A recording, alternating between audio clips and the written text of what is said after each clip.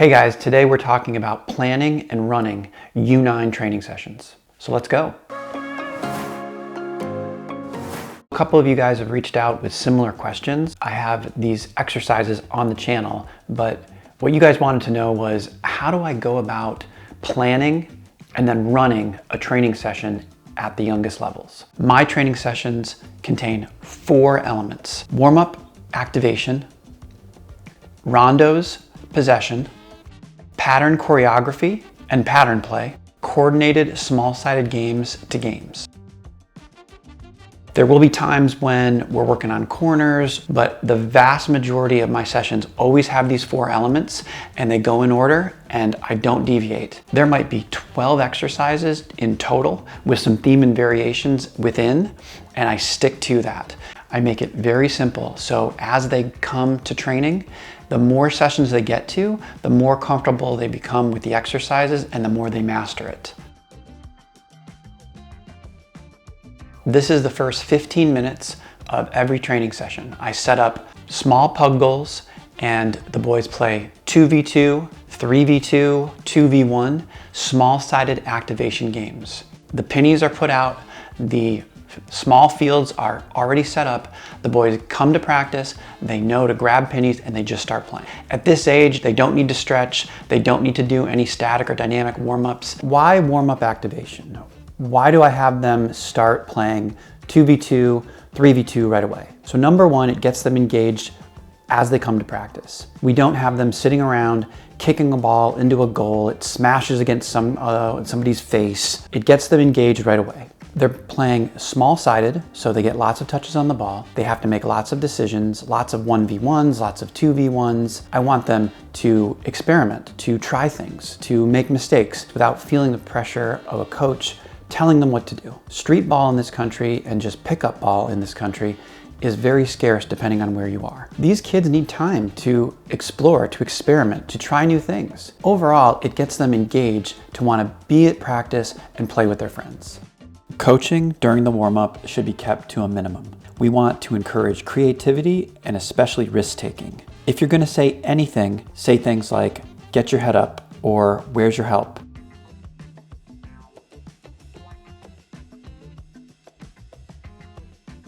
At the U9 level, we start very simply with 4v0 or 4v the coach, where the coach gives measured amount of defensive pressure, enough to where they are challenged, but not too much to where they're still able to move the ball around. Our rondos and possession drills occupy the next 20 to 30 minutes of training. Here we have a 4v1 or 4v the coach setup. The size of your grid setup is dependent upon the skill of the player, with a more skilled players needing smaller spaces and less skilled or less experienced players needing larger grids. The advantage of rondos and possession style drills are there can be quite a few teaching points, depending on where you're focusing. At the younger age groups, my initial focus with rondos is on scanning, getting your head up and asking, where's the pressure? From there, I may move on to providing the ball carrier with the best angles of support before lastly getting to receiving across your body. One way of making rondos more exciting at the younger ages is to add a game-like component to it. So, for example, 4 passes equals a goal, versus if the defender or the coach, whoever is applying the pressure, touches the ball, that's a point, and you play it to 5. Remember guys, at the youngest ages, this takes time to develop into something that looks like a finished product. And you may have to go 4 against minimal pressure, like 4 against the coach, for months before you start to add that defender who's an actual player who gives real defensive pressure. The biggest issue for me when we start doing rondos is, are they getting their head up? Are they scanning? Are they providing the appropriate angles for the ball carrier? After they've reasonably got 4v0 to 4v1 down, then you can progress onto more complicated rondos and possession drills. The natural progression from a 4v1 rondo, once your team has become comfortable and competent with it, is to go to a 4v2 rondo, where the rules are the same, but the decision-making becomes more complex with 2 defenders. Alternatively, a nice progression is to go from 2 side-by-side 4v1 rondos and turn it into a 7v2 rondo, where you have the middle player playing on the side of both rondos. The defenders have to stay in their grid, but the ball can go between either grid.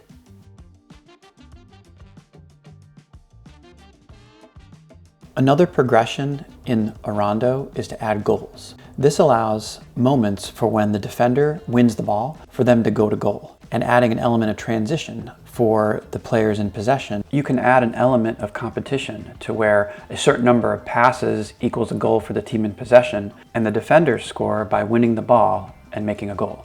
Once your team gets older and is more skilled, you can progress these rondos to much more complicated variations. They have 4v2+1, they have 5v3, 6v4, you can make them positional. There's many different facets that can happen with rondos as a team gets older, but at the youngest age groups, this is typically what we stick with for a while until mastery occurs.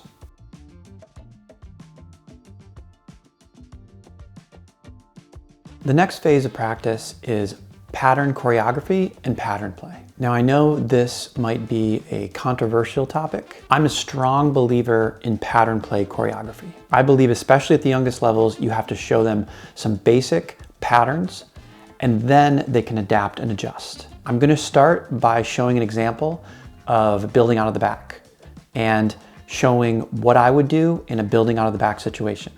If you guys are interested, I'm gonna link my pattern number 1, pattern number 2, and pattern number 3 videos for building out of the back. Let's go into how I do this during a training session. Pattern play choreography is the next 20 to 30 minutes of the session. You can see we're set up here to build out of the back in a 2-3-1. I would have the boys put into positions they typically play. We would have them switch out each time that we go. You can see here they're playing against mannequins, and we would start 7v0 going to the 2 small pug goals, and we would go through choreographed patterns. This here is pattern number 1, where the ball goes from our keeper to our center back to our fullback, who finds the central midfielder, who then either finds the 9 or directly takes it to the goal himself. This is now repeated, again starting from our keeper, switching players in and out of their positions in order to develop patterns in their head of options that are available as we build out. Coaching points here all have to do with positioning. As we start, are the center backs at the edge of the 18 ready to receive the goal kick? Are our fullbacks starting high and wide up the pitch, near the build out line? Is our 9 giving us depth by being as high up the field as he can near the center circle? As our build-up begins, we encourage the center backs to take their space until engaged by defenders. The support must come wide from the fullbacks, centrally from our center midfielder, and then the goalkeeper must provide an option to go back if everything is closed. As the ball is played wide to our fullback, the center back and the fullback on the opposite side cinch over. The center midfielder looks for space in the middle of the field, and the striker looks for space up top. Once we've gone through our pattern choreography, we move on to a positional play game. In our building out of the back scenario, the 7v0 choreographed patterns would then build into pattern play games, which would start at 7v1, then 7v2,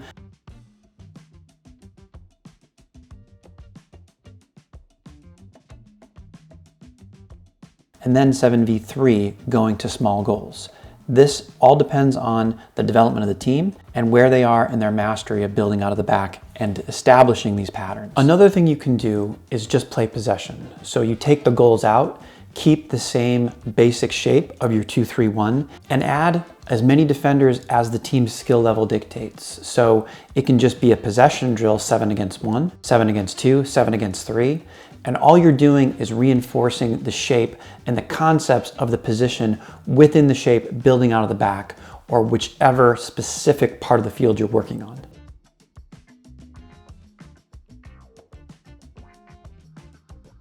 Conditional small-sided games are great ways to reinforce patterns and game-like decision-making that these players are going to have to make over and over again. These games are very often 4-goal games where the goals are wide or central. The last 15 to 20 minutes of practice, we play our conditional small-sided games. Here you have our most basic conditional small-sided game, which is a 3v3 with 4 goals wide.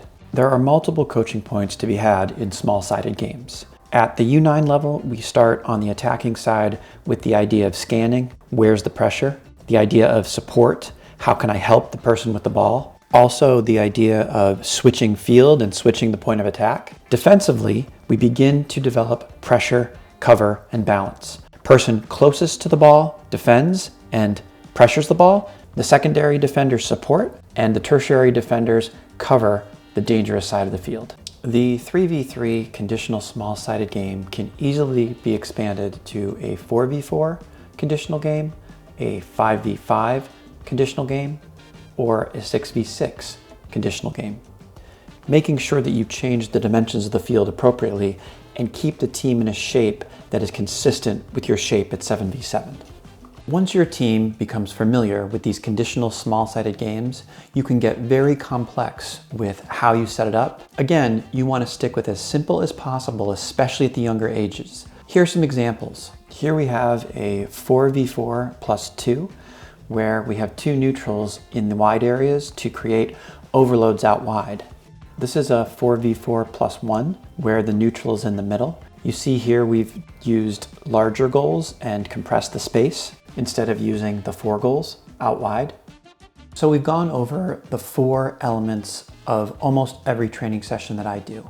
What are some things that I don't do in training sessions? So I don't do technical training in my regular sessions. Sometimes I will have an optional 3rd session where we do technical training. I email out homework for my players to do on their own for technical work. I only have 3 hours per week. And if I line the boys up and do static technical training, number 1, that doesn't, in my opinion, teach cognition and learning of the game. But number 2, it wastes time for me because I want to have as many decision-making opportunities as possible and game-like opportunities as possible in my training session. And I can't do that if I have the boys working on technical training, even for 15, 20 minutes. Also, I don't do fitness. At this age, that's really not an appropriate use of their time, unless I'm doing something fun, like an activity at the end where we're doing a race or we're running up a hill or something like that.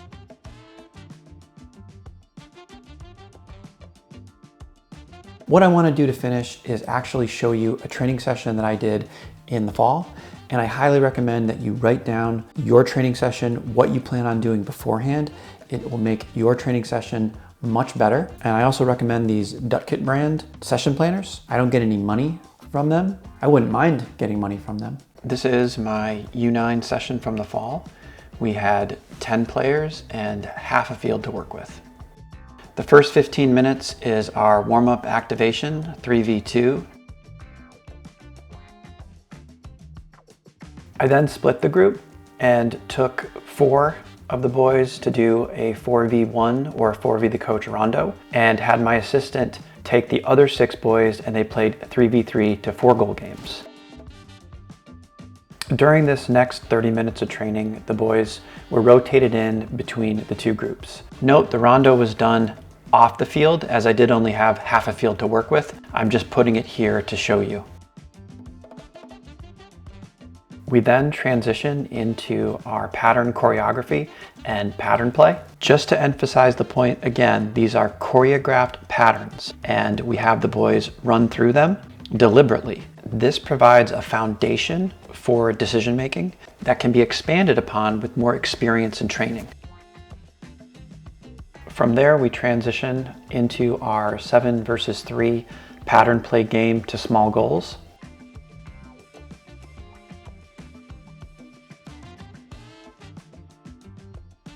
And we ended practice with 15 minutes of a 5v5 to 4 goal game.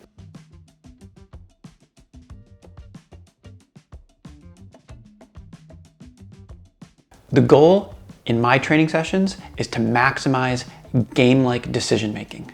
Feel free to reach out to me with any questions. And if you like this video, check out that one.